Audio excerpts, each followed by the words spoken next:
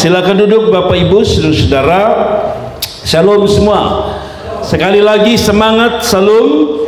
Saya ingin bicara tentang satu tema. Sebenarnya saya belum edit ya judulnya. Seperti pujian tadi, saya ingin bicara tentang api pemurnian. Saudara-saudaraku yang diberkati, saya suka dengan lagu ini dan saya merasa bahwa pemimpin pujian, singer songwriter klop dengan apa yang saya siapkan, yaitu firman Tuhan. Kami tidak saling konfirmasi, tapi saya ikut lagu-lagu ini, saya sungguh diberkati dan saya mau bicara tentang apa? Api pemurnian, saudara. Api pemurnian. Tadi dia bilang, saya suka lagu itu, dia bilang begini: di dalam keadaan apapun, bahkan di dalam api pun, aku tetap menyembah. Dan itu yang saya mau bicara, api pemurnian. Saudara, orang mau ikut Tuhan, orang mau yang gampang, sehingga orang bisa menyembah ketika segala satu keadaan itu baik. Tapi ketika keadaan itu berubah menjadi keadaan yang sedikit lebih buruk, orang kehilangan iman, orang kehilangan kesetiaan, orang kehilangan apa yang disebut dengan penyembahan sejati. Padahal iman, penyembahan sejati dan kesetiaan itu lahir dari sebuah pergumulan yang saya sebut api pemurnian. Saya tanya saudara, siap menghadapi api pemurnian? Mau tidak mau, siap tidak siap, Anda mau jawab ya atau tidak? Api pemurnian selalu ada di sekitar kita. Daniel pasal yang ke-1 ayat yang ke-1 sampai selesai.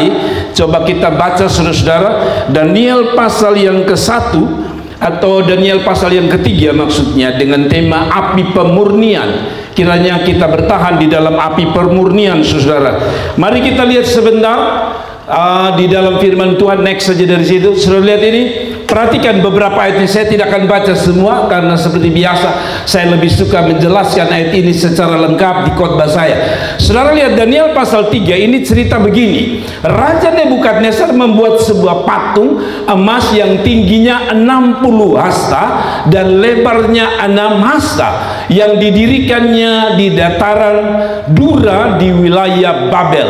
Lalu Raja Nebukadnezar menyuruh orang mengumpulkan para wakil raja, para penguasa, para bupati, para penasihat negara, para bendahara, para hakim, para ahli hukum, dan semua kepala daerah untuk menghadiri pentabisan patung yang telah didirikannya itu. Kalau saudara baca ayat yang ke-5, 6 sebagai ayat terakhir, walaupun sampai ayat 30, 31 saya hanya baca sampai di sini.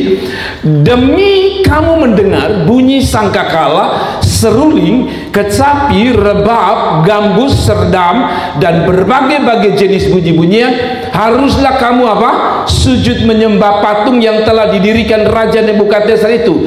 Siapa yang tidak sujud menyembah, perhatikan kata ini, akan dicampakkan seketika itu dalam perapian yang menyala-nyala. Menurut catatan Alkitab, ini api dipanaskan akhirnya 7 kali lipat.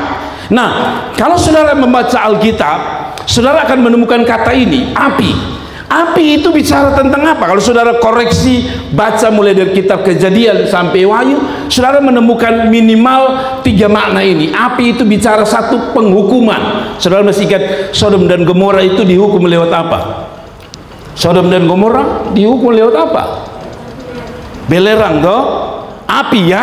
Nah, bicara api itu pertama bicara hukuman. Jadi kalau saudara menemukan api-api dalam Alkitab, biasanya punya makna pertama adalah penghukuman atau penghakiman. Yang kedua, kalau saudara baca coba next di slide selanjutnya, kalau saudara baca mengenai api itu bicara tentang ujian. Jadi ujian atau saya sebut tadi pemurnian. Jadi satu benda, coba next pada slide selanjutnya, kalau saudara perhatikan ini, pengujian. Jadi api itu bicara tentang penghukuman, penghakiman, tapi juga bicara tentang pengujian. Dan yang tadi saya sebut apa di dalam judul saya tadi, Firman? Tadi judul? Ya, pemurnian ya, atau pengujian. Maksudnya begini, pengujian api adalah bagian dari proses pengrajin logam, emas atau perak. Biasanya untuk menentukan sebuah kualitas logam, ya, emas, perak dan sebagainya, itu dia harus dipakai dengan proses dengan perapian yang sangat tinggi, panasnya sangat tinggi. Untuk apa, saudara? Saudara lihat kata tebal ini, untuk tujuannya adalah proses pemurnian untuk memisahkan elemen-elemen berharga dari sampah. Saya suka ini kalimat, saya copy paste dari ada satu website. Dia bilang begini, proses pemurnian dari api untuk sebuah logam itu sebenarnya tujuan sederhana. Proses pemurnian itu memisahkan elemen-elemen berharga dengan apa, saudara? Dengan sampah. Jadi api itu memisahkan elemen-elemen berharga. Nah, kita akan bahas 3 elemen berharga itu apa. Dari pemurnian itu muncul 3 elemen yang saya mau bahas dari cerita ini. Satu elemen yang berharga itu, yang berkualitas emas itu adalah elemen yang saya sebut dengan elemen ketaatan. Lalu yang kedua, dari itu dia keluarkan sampah, lalu tinggal emas. Emas itu, pemurnian itu saya sebut sebagai kesetiaan.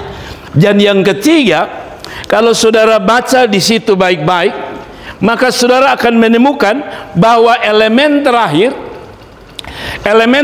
adalah elemen terakhir, tolong satu orang ambil mic. Elemen terakhir adalah elemen iman atau keyakinan atau kepercayaan. Bapak Ibu akan lihat di situ baik-baik, sungguh luar biasa, saudara. Kalau saudara baca hal ini dimaksudkan dengan api. Jadi mungkin kita bilang begini, saya sudah tidak lagi menghadapi cerita ini. Tidak ada lagi boleh hukum orang, bakar orang, maka karena akan melanggar HAM dunia. Jadi hukuman model begini sudah tidak ada. Tetapi sebenarnya api itu masih ada sebagai pemurnian iman kita. Amin.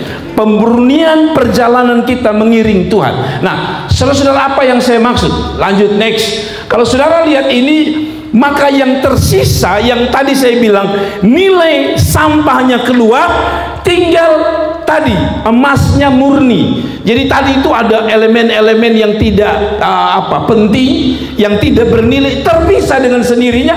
Waktu emas itu dimurnikan. Kehidupan orang Kristen demikian. Kalau saudara ikut Tuhan, lalu saudara bilang begini, aduh kok setengah mati ya ikut Tuhan ya. Ini disebut api pemurnian. Dan ketika kita ikut Tuhan, saya mau tanya saudara, waktu dimurnikan dengan api pergumulan, api persoalan, api tantangan, saya tanya saudara, sampahmu keluar atau sampahmu terpisah lalu keluar emas, atau terbalik? Anda punya emas yang terbuang lalu sampah dalam hidup kita. Itu ditandai dengan, selalu saya bilang, ketika kita dimurnikan, saya berharap yang keluar dalam hidup kita bukan sampah, tapi apa? Emas. Nah, apa maksudnya? Coba kita baca dulu. Next. Saudara lihat ini baik-baik. Yang pertama, tadi saya bilang, waktu dimurnikan, apinya dipanaskan, dia pisah sampah, lalu tinggal yang berharga. Yang berharga apa dalam pemurnian, dalam kita mengiring Tuhan? Api masih ada sampai hari ini. Kadang-kadang api itu lewat keluarga kita untuk memurnikan perjalanan hidup kita. Sebagai seorang hamba Tuhan, saudara jemaat bisa menjadi api pemurnian bagi saya. Atau sebaliknya, jemaat merasa bahwa gembalamu menjadi api pemurnian. Setiap kita punya api pemurnian, dan mereka yang bertahan, yang akan terpisah dari sampah, lalu melahirkan seorang manusia yang disebut berkualitas mahal, yaitu berkualitas emas. Nah, pertama, orang itu ketika dia dimurnikan dengan api pencobaan, api tantangan, api pergumulan, api beban berat, saya tanya saudara, kalau saudara dimurnikan dengan api ini, kira-kira yang keluar apa? Pemberontakan, kemarahan, kekecewaan, atau saudara muncul ini makin hari makin taat? Mari coba kita baca. Oke, lihat ini. Poin pertama adalah tetap taat. Pada waktu kita dimurnikan lewat api tadi, tetap taat taat kepada Tuhan di tengah ujian, di tengah tantangan, di tengah pergumulan, di tengah persoalan, di tengah masalah. Saudara, di tengah ini harusnya memilih apa? Taat. Itu baru kita murni, itu baru kita dimurnikan. Waktu api itu datang, api pergumulan, api tantangan, api ujian, harusnya melahirkan seorang yang makin hari makin taat sama Tuhan. Coba kita baca ayatnya, saudara perhatikan ini. Dan bahwa apa? Siapa yang tidak menyembah atau sujud menyembah aku, dicampakkan ke dalam, perhatikan ini, perapian yang menyala-nyala. Api tadi saya bilang dalam konteks ini pemurnian, ini bukan hukuman dari raja, tapi untuk Sadrak, Mesak dan Abednego ini adalah pemurnian. Mereka dibakar di api yang panasnya 7 kali lipat. Untuk apa? Mari kita lihat ayat 12. Ada beberapa orang Yahudi yang kepada mereka telah Tuanku berikan perintah atau pemerintahan atas wilayah Babel, yakni Sadrak, Mesak dan Abednego. Orang ini, perhatikan kata ini, orang ini, maksudnya 3 orang ini, siapa namanya? Sadrak, Mesak dan Abednego tidak mengindahkan titah Tuanku ya Raja. Mereka tidak memuja dewa Tuanku dan tidak menyembah patung emas yang telah Tuhan dirikan. Saudara lihat, ada 2 perintah yang mereka hadapi. Satu, perintah Tuhan. Perintah Tuhan untuk orang Yahudi, tidak ada Allah lain kecuali Allah Yahweh, Allah yang disembah orang Israel. Yang kedua adalah Allahnya orang Babel, yaitu Nebukadnezar sebagai dewa Allah. Nah, waktu itu disuruh adalah sembah patung Nebukadnezar ini. Nah, tetapi bagi 3 orang ini tidak. Kalaupun ada api mau bakar kita, kami tidak akan menyembah. Apa artinya? Di tengah api yang panas itu, pemurnian itu tidak membuat mereka lari dari Tuhan, tidak membuat mereka makin marah sama Tuhan, tapi membuat mereka makin taat sama Tuhan. Saudara, kekristenan itu bukan sebuah agama. Kekristenan itu pemurnian dari yang tadi. Di tengah ketidaktaatan, makin hari kita makin taat sama Tuhan. Ada orang ikut Tuhan itu, dia mau taat kalau dia diberkati oleh Tuhan. Dia mau taat kalau dia punya ekonomi baik-baik. Dia mau taat kalau hatinya senang. Dia mau taat kalau perjalanan hidupnya luar biasa baik. Perhatikan, orang ini, 3 orang ini, perjalanan hidup mereka tidak enak. Api yang mereka hadapi, tapi walaupun api mereka taat. Saya mau kasih tahu saudara, banyak kita suka bikin alasan untuk kita tidak taat Tuhan hanya karena api-api di sekeliling kita. Teman satu gereja mengecewakan, lalu saudara tidak taat beribadah, saudara tidak taat melayani. Saya kasih tahu saudara, saudara sampah. Maaf, kita sampah yang tidak pernah didapati Tuhan sebagai orang yang berharga. Amin. Saudara tahu, ini peristiwa ini pernah dialami oleh Ayub. Ayub menderita, dia ada waktu dia kaya luar biasa, tapi ada waktu di mana dia kehilangan harta, kehilangan anak. Saya tanya saudara, apakah dia kehilangan respeknya kepada Tuhan untuk mentaati Tuhan? Tidak. Makin dia bilang, Tuhan yang memberi, Tuhan yang ambil, terpujilah nama Tuhan. Dia tetap taat untuk menyembah Tuhan. Saya kasih tahu saudara, kalau ada orang yang ikut Tuhan di tempat ini, lalu perjalanan hidupmu tidak enak bagikan api, lalu saudara bilang gini, ikut Tuhan buat apa? Kau taat juga bikin apa? Sungguh-sungguh juga bikin apa? Saya kasih tahu saudara, saudara bukan emas, saudara sampah. Kadang-kadang Tuhan harus kasih kita ujian untuk membuktikan kita ini jemaat sejati, pengiring Tuhan sejati, kita emas atau kita sampah. Kalau panasnya kehidupan membuat kita makin hari makin mundur sama Tuhan, saya kasih tahu saudara, saudara tidak layak menjadi pengikut Tuhan. Bahkan Yesus pernah bilang apa? Kalau mau ikut aku apa? Pikul salib. Jadi ikut Tuhan tidak selamanya enak. Itu Tuhan, kadang-kadang api itu makin hari makin panas. Tidak heran saudara bilang gini, Bapak kenapa ya? Beta makin sungguh-sungguh, beta makin komitmen. Kok beta pun tantangan dari keluarga, suami, istri, anak-anak, orang-orang lain makin kuat. Ini makin dia tidak mau menyembah patung. Daripada Nebukadnezar, Alkitab bilang kasih panas tambah. Jadi saya kasih tahu saudara, kalau persoalan mungkin makin panas, pergumulanmu makin berat, terasa seperti api yang makin panas, saya kasih tahu saudara, bilang di hatimu, Tuhan, kalau ini cara Tuhan murnikan saya mau tetap taat sama Tuhan. Kasih tepuk tangan itu Tuhan. Kadang-kadang setan itu suka ganggu kita. Lu lihat, lu sudah datang ikut Bapak Gembala, lu mau datang pagi sebelum orang doa, lu sudah hulu, lu taat, suruh melayani taat. Kok lupung hidup tambah hari kok tambah banyak masalah. Perhatikan, semakin saudara memilih taat, semakin ini Sadrak, Mesak, Abednego makin memilih taat. Nebukadnezar bilang kasih panas tambah 7 kali lipat. Jadi ujian ketaatan yang paling bagus bukan saat Anda diberkati, bukan saat hidup ini enak-enak. Pada saat hidupmu tidak enak tapi engkau tetap taat, itulah orang-orang luar biasa. Sekali lagi kasih tepuk tangan untuk Tuhan. Jadi saya mau tanya saudara, jawab di hati saudara, apa yang saudara alami hari ini? Apimu makin panas atau apimu makin kecil? Kalau orang makin serius dengan Tuhan, dengar baik-baik, apimu makin tambah panas. Tidak ada kata amin. Ini bukan kita minta, tapi ini Alkitab bilang. Saudara baca dari pasal ayat 1 sampai ayat 31. Makin mereka lawan, ini bukan Nebukadnezar, makin mereka taat sama Tuhan, makin apinya dikasih panas.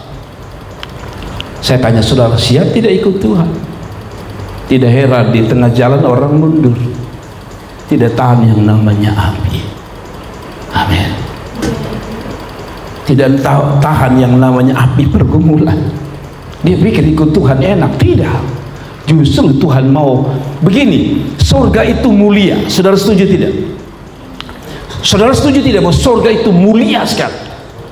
Pertanyaan saya, kalau surga itu mulia, masakan dia taruh orang-orang yang kurang mulia di sana? Maksud saya begini, kemarin istri saya ke konser rohani yang dibuat oleh Amazing Grace. Itu tempat duduknya itu kan ada macam-macam kan, ada ekonomi, ada VIP. Istri saya dapat VIP, satu tiketnya 1 juta. Itu bukan karena istri saya punya uang, dibayar oleh ibu jaksa, hanya karena datang terlambat jadi duduk di posisi tidak tahu keberapa. Tapi itu VIP. Kenapa? Karena mereka mampu bayar harga yang mahal. Saya pikir kerajaan surga tidak akan pilih sembarang orang yang dalam pemurnian itu makin berontak sama Tuhan. Amin. Saya lihat itu yang pendeta-pendeta yang akhirnya jadi mualaf. Saya dengar mereka alasan itu lucu, bahwa mereka kadang-kadang susah waktu ikut Tuhan. Akhirnya mereka kecil, mereka tinggalkan Tuhan.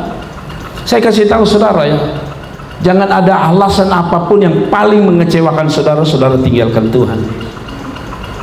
Karena pemurnian melahirkan ketaatan. Amin. Nanti Tuhan lihat, ini anak ini makin kasih masalah, dia makin taat atau makin kecewa, lalu bilang, ikut Tuhan percuma, omong kosong saja. Tambah ikut Tuhan, tambah beban berat. Itu pemurnian. Ada amin. Makanya lagu tadi saya suka, dalam api pun ku tetap menyembah saudara. Kalau saudara baca lagi, saya tulis begini, taat saat diberkati itu biasa, tetapi memilih taat sekalipun ada dalam pergumulan itu yang hebat. Saya ulangi lagi, taat saat kita diberkati itu biasa, tapi memilih taat saat kita ada dalam api pemurnian, api yang makin panas, itulah orang-orang hebat. Amin. Tidak banyak orang mau di situ. Yang kedua, saudara, api yang panas 7 kali lipat ini membuat atau menyaring kita supaya kita ini berada di mana? orang yang taat atau orang yang tidak taat. Tapi yang kedua, api pemurnian itu dibuat oleh Nebukadnezar supaya uji mereka ini setia pada Nebukadnezar atau setia pada Allah mereka. Dan orang-orang ini masih memilih untuk setia pada Allah mereka, sekalipun resikonya adalah api dipanaskan 7 kali lipat. Orang yang ikut Tuhan sejati, yang setia sama Tuhan itu bukan diberkatnya yang melimpah, tetapi dalam api itu dia masih memilih setia. Ada amin. Selalu lihat ini, tetap setia kepada Tuhan saat kita diuji, walaupun apa yang kita harapkan itu mengecewakan. Saya tulis ini, perhatikan ini kalimat bagus. Tetap setia kepada Tuhan saat kita diuji, dan saat apa yang kita harapkan itu terasa mengecewakan. Kan kita iring Tuhan itu maksudnya begini, kita jujur lah, termasuk saya. Ya oke, itulah Tuhan taat, saya mau taat. Tapi waktu saya taat itu Tuhan, ya tolonglah pergumulan saya. Ya maaf kata secara sederhana begini, yang tadi saya tidak punya makan, kalau bisa saya punya makan lagi, itu baik. Tapi begini, kadang-kadang pengharapan kita ikut Tuhan. Kan Alkitab bilang apa? Orang yang beribadah kepadaku, roti, makanan, minuman diberkati. Betul ya? Kata Alkitab loh, bukan saya yang bilang. Tapi kadang-kadang kan kita sudah beribadah, sudah setia, jangankan roti, air pun susah kita dapat, ya kan? Itu namanya harapan yang tidak kita dapat, mengecewakan.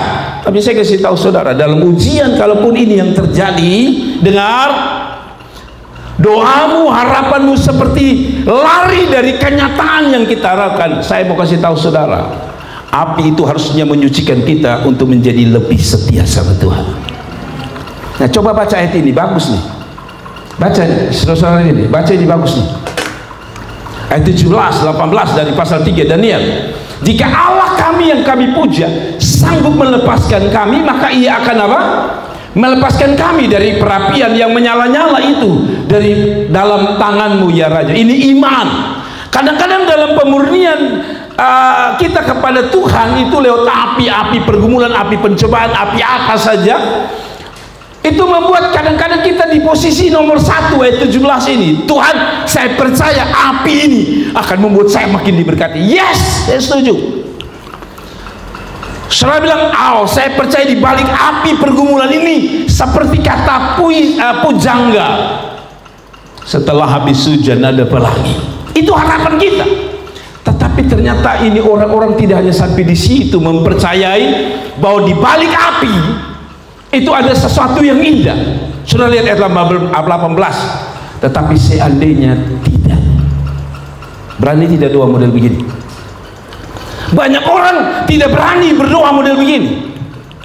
Tuhan, kasih saya pekerjaan supaya saya semakin setia. Itu baik.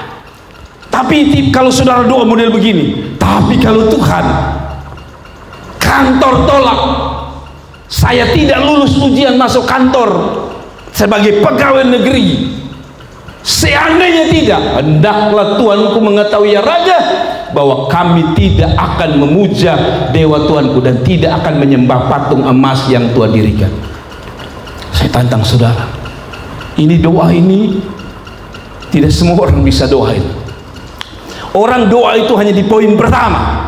Tuhan, kalau beta pun anak juara kelas, beta akan memberi, beta akan melayani sungguh-sungguh, saya akan lebih giat. Itu kebanyakan orang. Tapi orang yang dimurnikan dia masuk pada level kedua ayat 18. Tapi kalau tidak Tuhan, hatiku masih sama, aku tetap cinta Tuhan. Kasih tepuk tangan untuk Tuhan. Kalau Tuhan berkati saudara, puji Tuhan. Kalau Tuhan angkat saudara, puji Tuhan. Tapi kalau tidak, sekalipun dalam kemiskinanmu, harus saudara tetap setia sama Tuhan. Amin. Amin. Sekali lagi saya ambil kesaksian anak saya Jenny, tes kantor kemarin tidak lulus, dia nangis.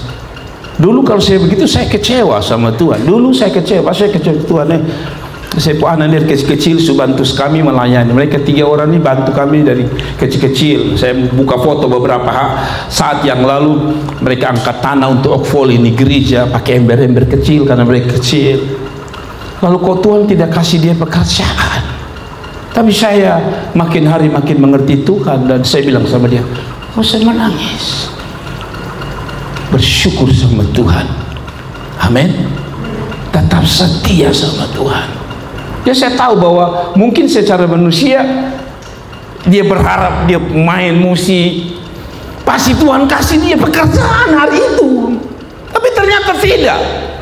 Ini yang tadi Alkitab bilang, seandainya tidak, kami tidak akan menyembah dewa. Apa artinya? Seandainya tidak, Tuhan belum jawab, saya masih tetap melayani sebagai pemain musik, saya tetap song leader, saya tetap singer, saya tetap mengiring Tuhan. Itu baru orang yang luar biasa. Kasih tepuk tangan untuk Tuhan. Apakah Allah akan menolak kita selamanya? Tidak. Tapi Tuhan kadang-kadang uji kita, dia harus tolak. Dan lihat, lupu muka itu model apa? Wajah kekristenan selalu berubah ketika dikasih sesuatu yang selalu baik. Wajah kita selalu, yang orang bilang, sumringah, senyum, terima kasih Tuhan, thanks God. Tapi ketika Tuhan menolak apa yang menjadi permintaan kita, kadang-kadang kita mungkin tidak omong ya, tapi sikap kita menunjukkan satu. Tadi yang dulu kita sungguh-sungguh dengan Tuhan, mulai kasih kurang. Yang tadi sunnah 80%, sekarang turun menjadi 70%. Karena hati kita mulai diganggu dengan tidak terjawabnya doa-doa kita. Tapi justru disitulah yang disebut pemurnian. Kalau Anda dapat berita mengecewakan, tapi hatimu masih setia, tadi saya bilang, Anda sedang dipisahkan dari sampah. Anda sedang dipersiapkan jadi emasnya Tuhan. Ngerti ya? Saya punya doa supaya jemaat yang melayani Tuhan akan diberkati Tuhan. Tapi saya kasih ingat, kalaupun Tuhan izinkan engkau menangis, jangan engkau kecewa. Justru buktikan kepada Tuhan, engkau makin setia sama Tuhan. Kasih tepuk tangan untuk Tuhan. Saudara baca ini menarik. Kalau saudara renung ini kalimat baik. Kami percaya Tuhan tolong. Tapi kalau tidak, dia bilang kami tidak akan menyembah dewa Tuhan. Beda hari-hari ini kan. Kalau seandainya Tuhan tolak, gak usah terlalu dengar firman Tuhan ngomong kosong lah. Janji A, B tidak dapat B. Ya, kita mulai setan ganggu kita. Padahal bukan itu tujuan utama Tuhan memberkati kita. Atau Tuhan tidak memberkati kita. Hanya satu, menguji hatimu setia atau tidak. Amin. Saya punya harapan anak saya Jordan bisa proposal dan wisuda di tahun ini secara manusia. Saya sudah melayani Tuhan, anak saya juga sudah melayani Tuhan. Tapi kemarin saya harus tunduk di bawah kaki Tuhan bahwa kalau dia pun masih proposal dan belum wisuda, no problem, sudah Tuhan. Tidak boleh ganggu hati saya untuk saya tetap setia melayani Tuhan. Amin. Hidup begini kan selalu begitu toh. Tidak selama kita dapat itu yang baik saja. Banyak kali justru ketika kita iring Tuhan seperti ini, yang datang itu seperti mengecewakan kita. Tapi saya tanya saudara, dalam kekecewaanmu, hatimu masih setia atau hatimu mulai orang tua bilang tak garu-garu untuk bilang Pak Rex, percuma iring Tuhan? No, tidak ada percuma iring Tuhan. Kalaupun Anda tidak dapat, tadi saya bilang, tidak dapat apa yang kau inginkan, kan mereka ini mau bebas dari api. Api 7 kali lipat loh. Siapa yang tidak mau bebas dari api 7 kali lipat? Kita baru api 1 kali lipat saja sudah panas, takut kok. 7 kali lipat. Tapi saya kasih tahu, mereka tidak dapat ini. Kata Alkitab, mereka akhirnya masuk api. Betul tidak? Masuk api kan? Berarti tujuan Tuhan tidak selamanya memberi apa yang kita inginkan. Tapi dengar, tujuan Tuhan bukan sekedar apa yang kita inginkan, tapi di dalam pemurnian ini kita mendapatkan apa yang Tuhan inginkan. Tuhan inginkan apa? Mereka inginkan apa? Bebas dari api. Yang Tuhan inginkan apa? Tidak bebas dari api. Yang Tuhan inginkan adalah hati mereka setia. Jadi saudara-saudara, Kadang Tuhan ingin uji kita dengan Dia tidak memberi apa yang kita mau, supaya Dia mau lihat kira-kira apa yang ada di hatimu. Ada seorang mengatakan begini, nona-nona, khusus nona-nona, saya kasih ingat, kalau ada nyong-nyong yang mau tawar saudara sesuatu, maaf ya, dia minta apa yang paling berharga di dalam hidup saudara. Saudara mengertilah sebagai seorang gadis, mengerti bahasa Bapak Gembala ya. Dia minta apa yang menjadi, apa yang engkau punya yang paling berharga. Saudara mengerti sebagai seorang wanita. Lalu katanya begini, kalau lu mau tahu dia cinta lu atau tidak adalah tolak dia. Kalau besok dia masih semangat datang dalam rumahmu, dia adalah orang yang kemungkinan jodoh dari Tuhan. Tapi kalau dia minta apa yang paling berharga darimu, lalu bilang, sodeh, beta tetap pegang janji firman Tuhan, beta hidup kudus misalnya. Perhatikan, dia akan lama-kelamaan mulai jauh dari saudara, tinggalkan saudara. Yang tadi telepon 5 kali, telepon turun 3 kali. Kenapa? Karena dia tidak dapat apa yang dia mau. Tapi saudara mendapatkan apa yang diinginkan Tuhan, yaitu tetap kudus di hadapan Tuhan. Kasih tepuk tangan untuk Tuhan. Jadi begini saudara, makin saudara uji orang di situ, kalau dia tidak dapat apa-apa tapi dia masih setia, itu luar biasa. Dan saya bukan karena saudara ada di sini, saya tahu ada banyak gereja punya kelebihan, tapi saya bangga sampai hari ini dengan Nasaran. Kenapa? Karena dari dulu, mulai dari kaum muda, senior, song leader, guru sekolah minggu, saudara dapat apa-apa dari ini gereja. Kadang-kadang orang tanya saya, Bapak kasih dong berapa waktu itu anak dong setia? Oh tidak, saya hampir tidak kasih apa-apa. Tapi ini yang saya kasih tahu saudara, ini yang Tuhan mau. Mengerti ya? Itu tidak berarti saya tidak kasih apa-apa. Maksudnya gini, kalau dibanding dengan apa yang saudara kasih waktumu, dengan mungkin ya ibu gembala kasih keluar bendara, kasih keluar 50, 20 ribu, 10 ribu untuk uang ojek, kan itu tidak cukup sebenarnya. Tapi hatimu masih berobar-obar melayani Tuhan. Anda orang yang setia. Kasih tepuk tangan untuk Tuhan. Saya tidak sedang menghibur saudara. Ini Alkitab yang bilang, kalaupun Anda tidak dapat apa-apa, tapi tadi saya bilang, Anda dapat hatinya Tuhan, karena Tuhan mendapatkan kesetiaanmu. Ya kan, mereka tidak dapat apa, api masuk dalam api, tapi Tuhan dapat hati mereka yang setia. Oh keren. Kalaupun Anda tidak dapat apa-apa dari Tuhan, saya kasih tahu saudara, pastikan Anda masih memberi sesuatu untuk Tuhan, yaitu hatimu yang setia. Amin. Saya tahu saya harus jujur, sebagai gembala saya tidak sempurna, saya bisa mengecewakan saudara. Tapi saya pesan saudara, kalau saudara dasarnya hanya karena diganggu oleh manusia, termasuk saya bisa ganggu hati saudara, lalu saudara pergi dari gereja dan tidak setia, saya pikir Anda salah dengan Tuhan. Api itu makin panas, tapi tidak bisa membakar hati mereka. Saya ulangi lagi, 7 kali api panas ini tidak pernah bisa membakar hatinya Sadrak, Mesak dan Abednego. Mereka tetap utuh hatinya, itu setia sama Tuhan. Saya berharap ujian apapun dalam gereja ini, ya kan, mungkin saudara datang, Bapak gimana nak senyum dan beta, mungkin. Tapi kalau alasan-alasan sederhana boleh begitu, saudara tinggalkan Tuhan. Anda tidak sedang kasih sesuatu untuk Tuhan, Anda mudah terbakar.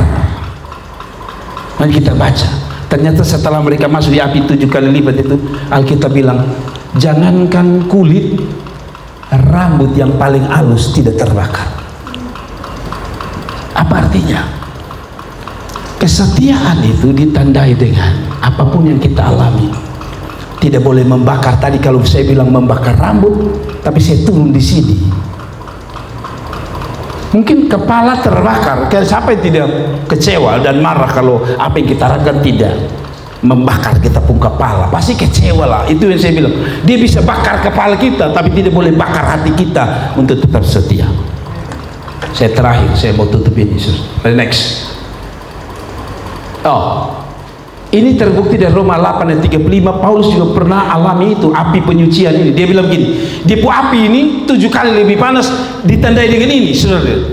Mungkin api yang sesungguhnya tidak seperti Sadrak, Mesak, Abednego, tapi api yang dialami Paulus ini makin hari makin besar. Perhatikan kalimat-kalimat ini yang menggambarkan dalam tanda kutip api. Perhatikan, siapakah yang akan memisahkan kita dari kasih Kristus? Artinya begini, siapa yang mau bikin saya tidak setia sama Tuhan?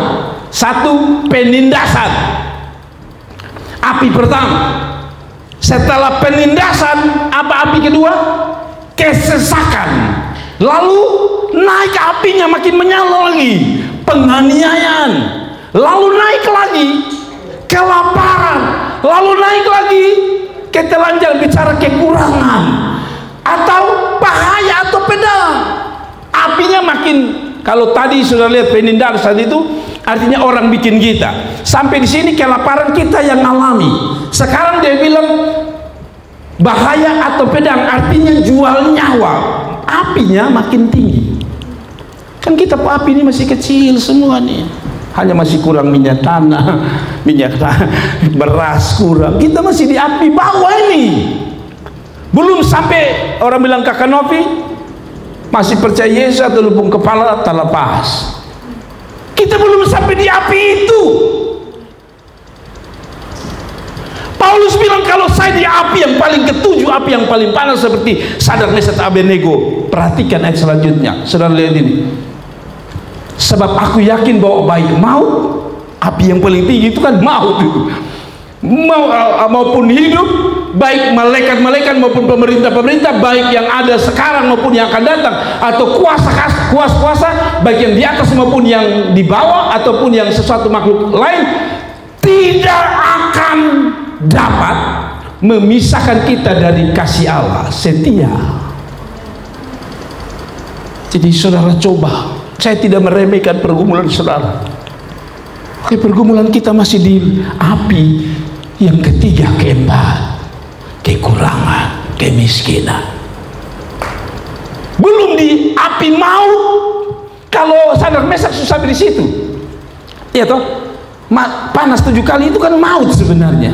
Paulus bilang kalaupun maut, saya akan tetap setia sama Tuhan. Makanya saya jujur ya, saya berdoa supaya kita dapat jemaat KAIS, supaya satu kali kita bilang kita mau beli drum harga 50 juta, dia kasih keluar cash. Tapi kenapa Tuhan izinkan? Rata-rata jemaat saya dari dulu orang sederhana.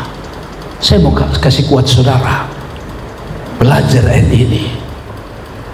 Kalau api pun, api kekurangan, api kemiskinan, tapi api itu melahirkan hati yang bersih, hati yang setia sama Tuhan. Kalau saudara diberkati, puji Tuhan. Tapi kalau tidak diberkati, hatimu masih setia sama Tuhan. Saya berharap saudara masih dapat hati yang masih setia sama Tuhan. Beberapa hari ini pekerjaan kita biar terus rekam saja terus.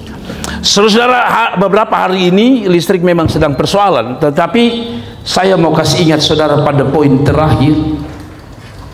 Waktu api itu dinyalakan, saudara dengar baik-baik.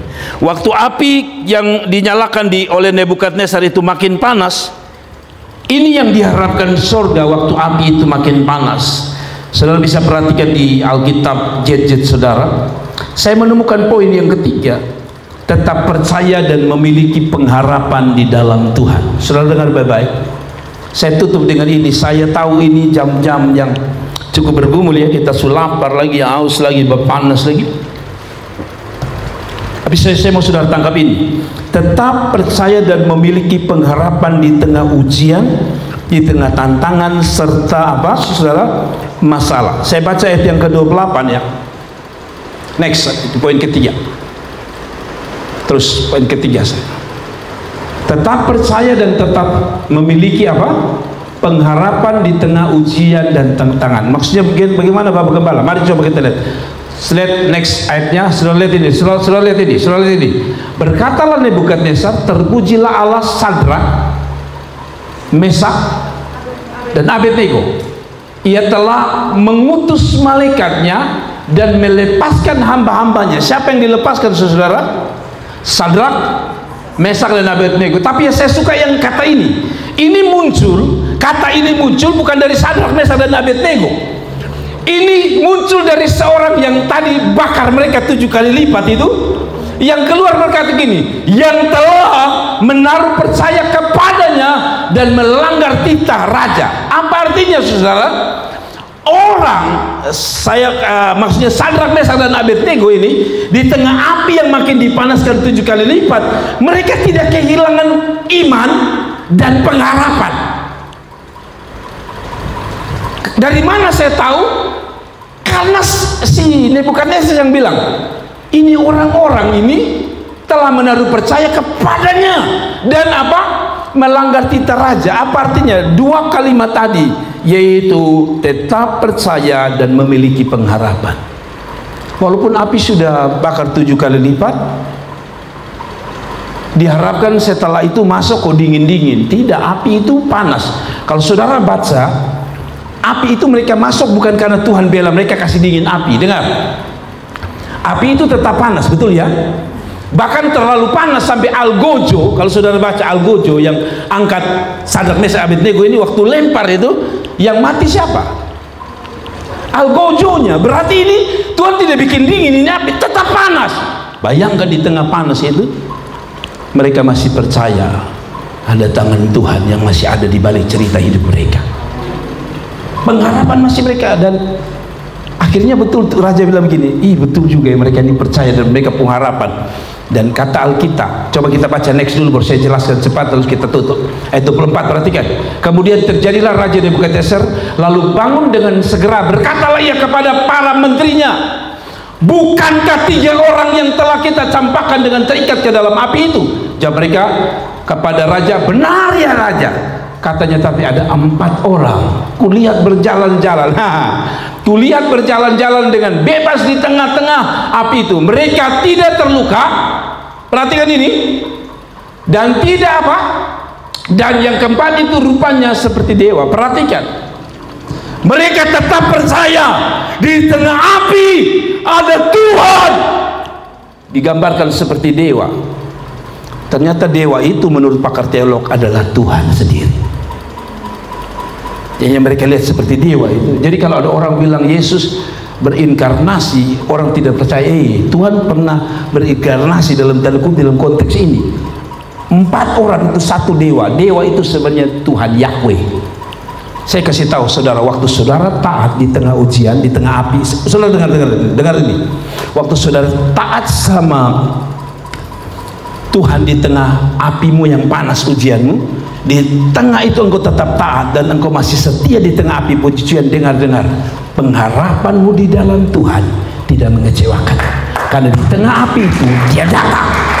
Saya kasih tahu saudara, tidak berarti bahwa saudara bilang kalau Tuhan tidak jawab, oke, saya masih setia, lalu seolah-olah Tuhan tidak tinggalkan saudara. Tidak. Waktu saudara bisa bayar dengan ketaatan dan kesetiaan dan bayar dengan iman, satu waktu dia seperti cerita ini, engkau tidak bergumul sendiri. Kalau tadi 3 yang bergumul, sekarang Tuhan hadir. Dari mana Tuhan hadir? Dari ketaatan, kesetiaan, dan imanmu. Jadi kalau saudara merasa, mungkin saudara tidak 3 ya, tapi 2 atau mungkin 3. Nah, contoh kakak Novi, suami, anak. Kadang-kadang kita rasa kita sendiri karena saya suami anak saja, tidak ada orang yang dukung saya. No problem. Selama Anda setia, di tengah api itu muncul sang dewa, sang penolong.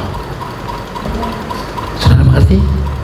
Kalau saudara tetap taat di tengah ujian, tetap setia, ingat, akan ada waktu engkau tidak bergumul sendiri. Sang penolong itu hadir dalam hidup saudara. Tuhan memberkati. Kita tunduk kepala dan kita berdoa. Mari kita tunduk.